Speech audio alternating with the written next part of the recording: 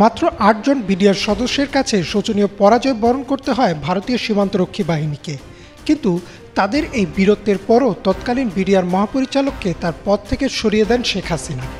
বাংলাদেশ ভারত সীমান্ত লাগোয়া বড়াইবাড়ি গ্রামটিতে কি হয়েছিল ২০০১ সালের ১৮ এপ্রিল? যুদ্ধ বড়াইবাড়িতে হলেও ঘটনার শুরু সিলেটের পাদুয়া থেকে। তৎকালীন বিডিআর মহাপরিচালক মেজর জেনারেল অবসরপ্রাপ্ত ফজলুর রহমান বিবিসিতে দেয়া এক সাক্ষাৎকারে বলেন, সিলেটের পাদুয়াতে বাংলাদেশ সীমান্তের ভিতরে দীর্ঘদিন অবৈধভাবে একটি অস্থায়ী ক্যাম্প করে রেখেছিল বিএসএফ। তবে এ নিয়ে দুদেশের সীমান্ত বাহিনীর মধ্যে কোনো উত্তেজনা ছিল না। ২০০১ সালে বিএসএফ পাশের আরেকটি ক্যাম্পের সাথে একটি সংযোগ সড়ক নির্মাণ শুরু করে বাংলাদেশ সীমান্তের উপর দিয়েই। এমন অবস্থায় বিডিআরও একই জায়গায় একটি অপারেশনাল ক্যাম্প স্থাপন করে। বিডিআর সড়ক নির্মাণ নিয়ে আপত্তি জানালেও বিএসএফ তাতে কর্ণপাত করেনি, উল্টো বিডিআরের অপারেশনাল ক্যাম্পে ৬ রাউন্ড গুলি করে। জবাবে বিএসএফের ক্যাম্পটি চারদিক থেকে ঘিরে ফেলে বিডিআর এবং ৭০ জন বিএসএফ সদস্য নিঃশর্তভাবে আত্মসমর্পণ করে ভারতে ফিরে যায়। প্রতিবেদনে আরও উঠে আসে যে লজ্জাজনক এই ঘটনার প্রতিশোধ নিতে পরিকল্পনা শুরু করে বিএসএফ এবং কুড়িগ্রামের বড়াইবাড়ি বিডিআর ক্যাম্প দখলে নেওয়ার প্রস্তুতি নেয়। ২০০১ সালের ১৮ এপ্রিল ভোররাতে স্থানীয় কিছু কৃষক তাদের জমিতে সেচ দিচ্ছিলেন। এমন সময় তারা দেখেন ভারী অস্ত্রশস্ত্র নিয়ে ধান ক্ষেতের উপর দিয়ে হেঁটে আসছে কয়েকশো সেনা। তাদের মধ্যে কয়েকজন হিন্দি ভাষায় বিডিআর ক্যাম্পের অবস্থান জানতে চায় কৃষকদের কাছে। কৃষকদের একজন সাইফুল ইসলাম বুদ্ধি করে তাদের ভুল ঠিকানা দেয় এবং বিএসএফ সেদিকেই রওনা হয়। সাইফুল ইসলাম বলেন, বিএসএফকে ভুল ঠিকানায় পাঠিয়ে তিনি ছুটে আসেন বড়াইবাড়ি বিডিআর ক্যাম্পে। সে সময় ক্যাম্পে ছিলেন মাত্র ৮ জন বিডিআর সদস্য। তারা এই খবর পাওয়ার পর দ্রুত গ্রামবাসীকে নিরাপদ স্থানে সরিয়ে দেন এবং নিজেরা ক্যাম্প ফাঁকা রেখে গ্রামের বিভিন্ন জায়গায় লুকিয়ে পজিশন নেন। কৃষক সাইফুল ইসলাম নিজেও আনসারের প্রশিক্ষণপ্রাপ্ত ছিলেন। তিনিও অস্ত্র হাতে নেন বিডিআর সদস্যদের সাথে। এরপর অপেক্ষা।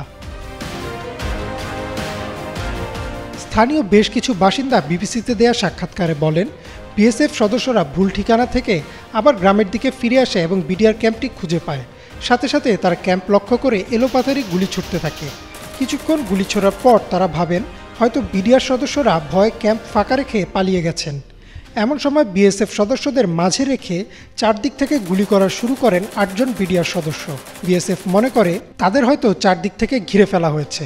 তারা দিকবিদিক শূন্য হয়ে এলোপাথারি গুলি করতে থাকে এবং পিছিয়ে যায়।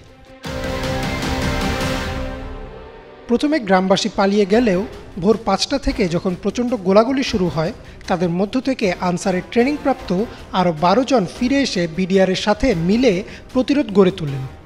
১৮ এপ্রিল দুপুর পর্যন্ত চলতে থাকে গোলাগুলি। দুপুরে কিছুটা বিরতি দিয়ে সন্ধ্যা থেকে আবার চলতে থাকে গুলি। সদর দপ্তরে খবর পৌঁছালে ময়মনসিংহ ও জামালপুর থেকেও বিডিআর সদস্যরা বড়াইবাড়ি এসে পৌঁছান। ১৮ এপ্রিল সারাদিন, সারা রাত এবং ১৯ এপ্রিল সারা রাত গোলাগুলি চলে। এক পর্যায়ে পালিয়ে যায় বিএসএফ সদস্যরা। এই যুদ্ধে ২ জন বিডিআর সদস্য মৃত্যুবরণ করেন, আর বাংলাদেশ সীমান্তের ভেতর ধান খেতে ১৬ জন বিএসএফ সদস্যের মৃতদেহ পাওয়া যায়। স্থানীয়রা বলেন, বিএসএফের অন্তত ১৭০ জন সদস্য নিহত হয়। বাকিদের দেহ তারা ভারতে নিয়ে যেতে পারলেও ফেলে যায় ১৬টি দেহ।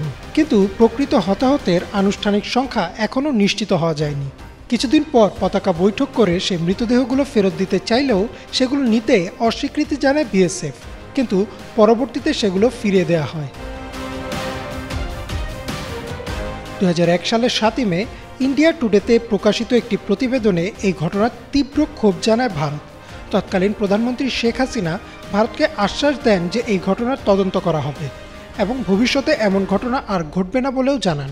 শুধু তাই না, বিবিসির প্রতিবেদনে একটি ষড়যন্ত্র তত্ত্বের কথাও উঠে আসে যে শেখ হাসিনার সরকারকে বিপদে ফেলতে এবং ভারত বাংলাদেশ সম্পর্ক নষ্ট করতে এই ঘটনা ঘটানো হয়েছে। আর তাই তৎকালীন বিডিআরের মহাপরিচালক মেজর জেনারেল অবসরপ্রাপ্ত ফজলুর রহমানকে তার পদ থেকে সরিয়ে সেনাবাহিনীতে বদলি করে দেওয়া হয় এবং পরবর্তীতে বাধ্যতামূলক অবসরে পাঠানো হয়। ২০১২ সালে বিবিসিতে দেয়া এক সাক্ষাৎকারে ফজলুর রহমান জানান, তার বিরুদ্ধে আনা এসব অভিযোগের কোনো ভিত্তি নেই। পেছনে কারণ যাই হোক, ২০০১ সালের ১৮ এপ্রিল ৮ জন বিডিআর সদস্য ও গ্রামের কিছু লোকের বিচক্ষণতায় ভারতের সাথে হওয়া একমাত্র যুদ্ধে জয়লাভ করে বাংলাদেশ। জেনারেল রহমান বিবিসিকে বলেন, সীমান্ত রক্ষার দায়িত্বে ছিলেন তিনি এবং আপোষহীনভাবেই তিনি তার দায়িত্ব পালন করেন আর মানুষের জানমালের নিরাপত্তা নিশ্চিত করেন। ইমরান মাহমুদ, বাংলা ভিশন।